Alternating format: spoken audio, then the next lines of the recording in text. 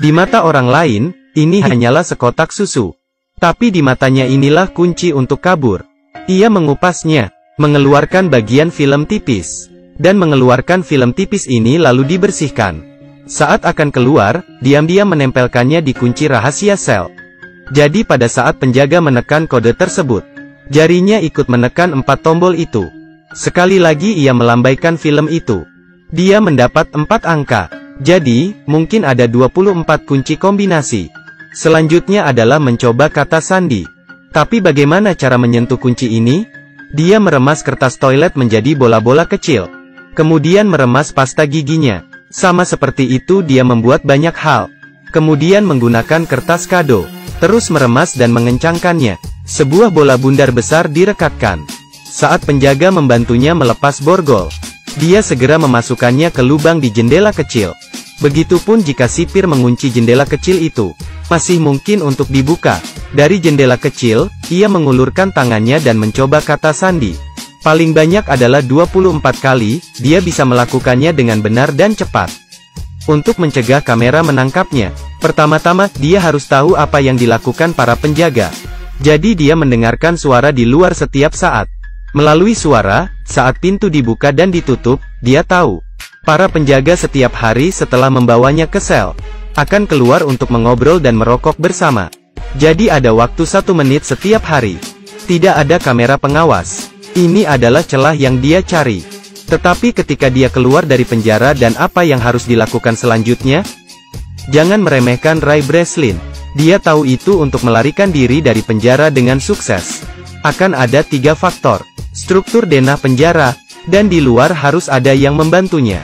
Dia sudah tahu aturannya. Untuk tata letaknya, dia sudah memahaminya. Begitu dia keluar penjara, dia pergi kemana-mana untuk mengamatinya. Penjara yang ketat ini, ada kelemahan, yaitu stasiun pemadam kebakaran di sebelah penjara. Hanya ada satu masalah, hanya ruangan hitam kecil itu yang ada di dekatnya. Jadi dia mengambil inisiatif untuk menimbulkan masalah. Memukul orang jahat sampai terluka. Para narapidana dipenjarakan di sebuah ruangan hitam kecil. Itu sebabnya ketika dia mencoba kodenya, dia meninggalkan ruangan hitam itu. Menemukan ventilasi ke stasiun pemadam kebakaran. Dia memanjatnya. Ketika para penjaga melalaikan tugasnya, dia naik dari sisi ini ke atas pipa ventilasi. Mendatangi stasiun pemadam kebakaran. Dengan cepat mengganti bajunya dengan baju pemadam kebakaran yang tidak terpakai di sini. Sekarang harus ada faktor ketiga. Cadangan. Ia sudah membuat janji dengan rekan satu tim dari luar. Pada titik ini sebuah mobil kecil akan meledak. Ada kebakaran, maka truk pemadam kebakaran akan diberangkatkan. Dia segera bersembunyi di bawah mobil pemadam kebakaran. Ia pergi dengan mobil ke tempat kebakaran terjadi. Muncul dari bawah mobil. Ketika setiap orang sibuk, tidak ada yang memperhatikannya. Masuk ke mobil rekan satu timnya. Ia berhasil kabur. Benar. Dia bukan seorang kriminal, tapi seorang ahli melarikan diri dari penjara. Dipekerjakan oleh Biro Penjara Federal untuk menguji secara nasional tingkat keamanan setiap penjara. Metode pengujiannya adalah menggunakan identitas palsunya untuk masuk penjara, kemudian mengandalkan dirinya sendiri untuk keluar. Dalam 7 tahun dia memeriksa keamanan di 15 penjara. Tidak ada tempat yang bisa menahannya. Sampai suatu hari, orang dari Chia mendatanginya. Ia mengatakan ada penjara yang sangat misterius, terutama menahan penjahat yang tidak ingin diterima oleh negara manapun. Chia ingin memeriksa apakah penjara ini aman atau tidak. Tetapi mereka tidak tahu di mana penjara ini. Ini adalah misi yang berbahaya. Ray Breslin setuju dengan mereka. Segera tanggal penangkapan tiba. Sebelum berangkat, takut terjadi sesuatu, bawahan juga memberi alat pelacak GPS di lengannya. Baru saja melangkah keluar, Ray Breslin segera ditangkap. Tapi dia tidak menyangka, orang-orang ini menggunakan kekerasan dengan cara yang tidak biasa. Pertama menggunakan pistol untuk menjatuhkannya. Setelah itu semuanya sepertinya sudah direncanakan. Langsung menggunakan pisau untuk mengeluarkan GPS. Kemudian obat penenang dimasukkan ke lehernya. Membuatnya tidak sadarkan diri. Menunggu sampai dia sadar kembali. Dia bertemu dengan seorang kepala penjaga dengan setelan jas dan sepatu kulit. Ray Breslin merasa tidak tahan. Dia berkata bahwa itu terlalu kejam, dia tidak bisa melakukannya. Kemudian memberi isyarat bahwa Sari meminta sipir untuk membebaskannya. Tanpa diduga sipir tidak menyadarinya sedikit pun. Masih menahannya. Ternyata kepala polisi itu bersama satu orang. Ingin merencanakan dan menyakiti Ray Breslin. Ingin menahan Ray Breslin di sini. Terkunci seumur hidup. Ini adalah penjara paling ketat di dunia. Sel setiap orang terbuat dari kaca temper. Narapidana yang ke toilet juga bisa melihat dengan jelas. Tidak perlu menyebutkan tindakan kecil apapun. Sel itu dibangun di udara. Metode penggalian tradisional sama sekali tidak bisa dilakukan. Di ruangan tertutup 100%. Tidak ada yang bisa menyentuh sinar matahari. Jumlah penjaga penjara beberapa kali lebih banyak dari jumlah narapidana. Semuanya bersenjata lengkap. Topeng itu mencegah mereka berbicara dengan penjahat. Ini untuk menghindari tindakan komunikasi pribadi. Penjara ini memiliki ratusan ribu kamera. Ada juga kamera berbentuk lingkaran. Bergerak kapan saja, dapat melihat siapapun yang diinginkannya. Tapi sel ini bahkan lebih menakutkan. Selalu menyalakan lampu yang sangat terang. Jika pernah dipenjara di sini, matamu tidak akan terbuka. Bahkan lebih panas dari sauna. Ini benar-benar penderitaan. Ray Breslin melihat penderitaan di sini. Mencoba mengamati struktur sel. Menghitung cara untuk memecahkannya. Menunggu dia memikirkannya. Dia kelelahan dengan hipoglikemia karena kehilangan darah dan dehidrasi. Tapi dia masih menemukan celah yang dia inginkan. Tidak salah, itu adalah paku keling di lantai. Dia punya rencana. Pembobolan penjara tidak bisa tanpa asisten. Aturan lama, pertama adalah mencari teman baru. Tidak perlu menunggu Ray Breslin tersenyum. Ada seseorang yang datang untuk berteman dengannya lebih dulu. Rekan satu timnya adalah tangan yang berotot. Namanya adalah Emil. Dia sepertinya telah melihat keberanian Ray Breslin dengan jelas. Begitu dia tiba, dia bertanya apakah dia membutuhkan bantuan. Ray bilang dia ingin sepotong logam. Emil mengatakan ini tidak mungkin. Ray berkata jika kamu tidak memberiku, aku tidak akan berteman denganmu. Jadi Emil tidak punya pilihan selain masuk ke ruang interogasi. Dengan panik mengejek sipir di sana. Kepala penjara marah, meminta penjaga menghukumnya dengan siksaan air. Mereka mengambil selang untuk menuangkan air ke mulut Emil. 10 detik kemudian, dia hampir tenggelam. Tapi sekarang dia mendapatkan apa yang dimiliki ruang interogasi. Mengambil tutup lubang. Setelah selesai, dia menyerahkan tutup itu kepada Ray. Ray menganggapnya sangat hebat. Jadi dia bercerita tentang identitasnya sebagai kepala penjara. Dan juga menceritakan pengamatannya, pemahamannya. Ternyata dia tahu, konstruksi di dalam sel sebagian besar lurus ke atas. Bisa dikatakan, sangat mungkin ada tanah. Selanjutnya, suara air terdengar di bawah sel. Dia berspekulasi bahwa ada pipa air di sana. Ini pastinya adalah jalan keluar. Kemudian mereka harus kembali ke sel.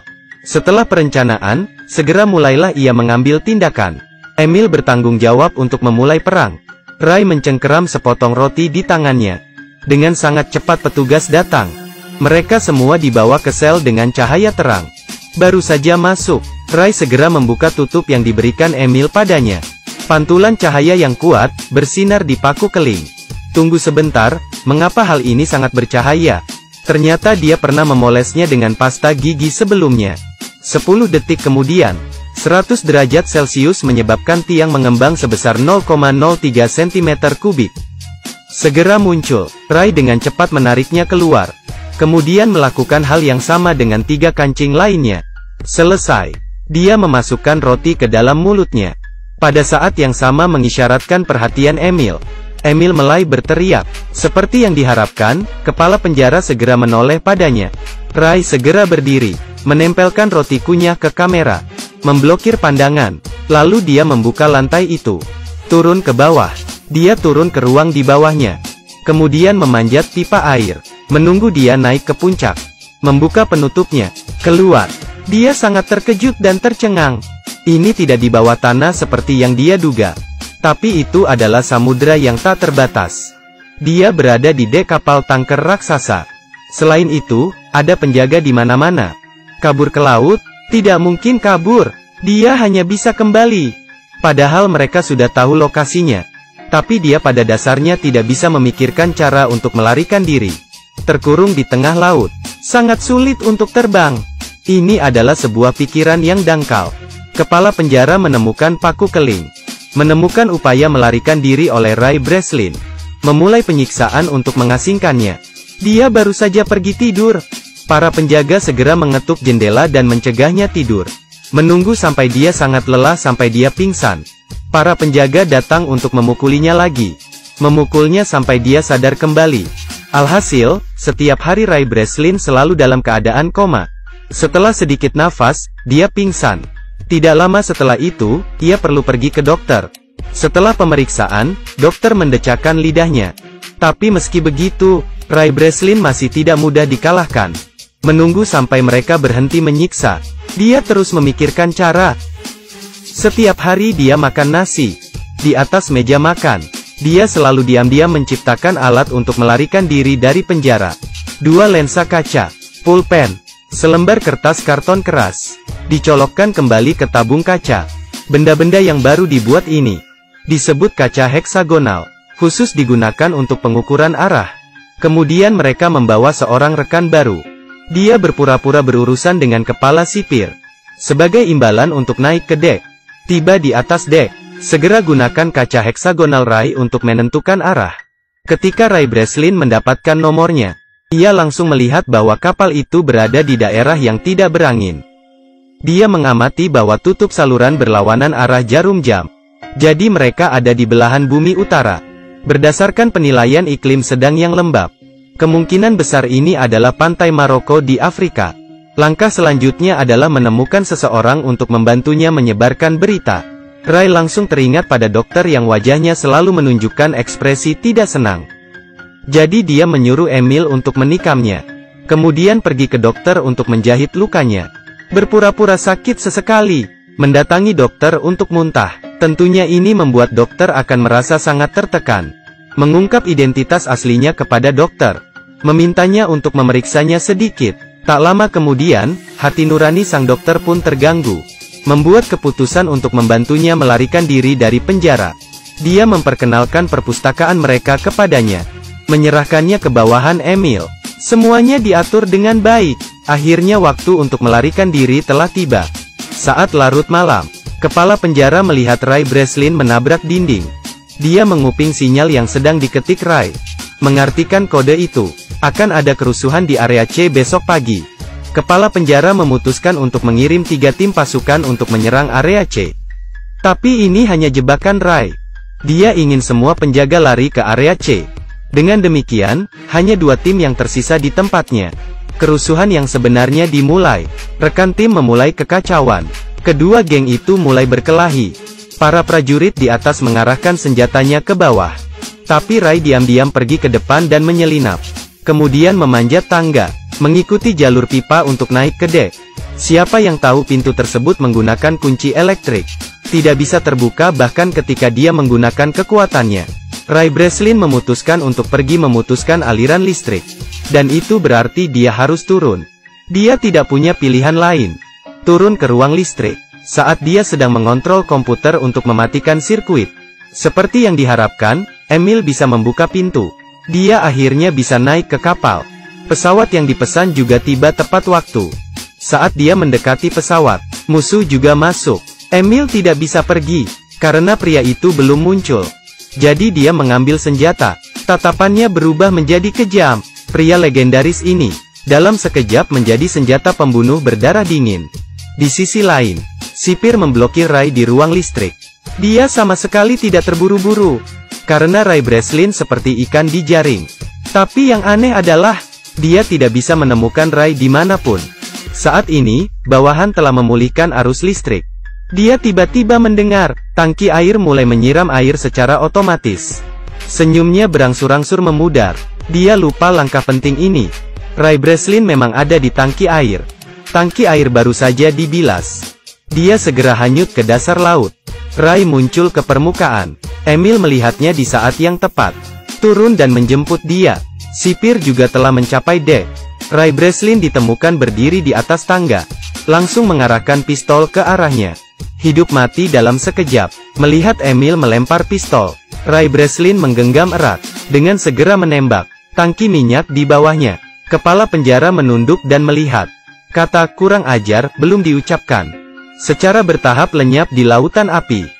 Beberapa waktu kemudian, mereka pergi ke pantai di Afrika. Seseorang datang menemui Emil. Gadis ini adalah orang yang sama, yang menyuruh Rai sebelumnya. Ternyata dia adalah putri Emil. Alasan mengeluarkan uang untuk mengundangnya datang karena dia ingin membantu ayahnya melarikan diri dari penjara. Itu sebabnya ketika dia baru saja masuk sel, Emil mendatanginya untuk bekerja sama. Semua sudah direncanakan. Rai Breslin tersenyum lembut seolah tidak ada apa-apa. Hal yang sangat menyebalkan yang benar-benar ingin dia temukan adalah pria yang bekerja sama merencanakannya hal jahat ini. Beberapa hari kemudian, orang yang jahat ini bangun, menemukan dirinya terkunci dalam sebuah wadah. Dan kontainer ini duduk di atas kapal kargo raksasa, menunggu kapal berlabuh. Dia pasti sangat terkejut. Akhirnya Rai Breslin berhasil kabur. Setelah menonton legenda kabur dari penjara bersama bintang berotot, akhirnya saya merasa tidak bisa berbicara banyak. Memang, pengetahuan adalah kekuatan.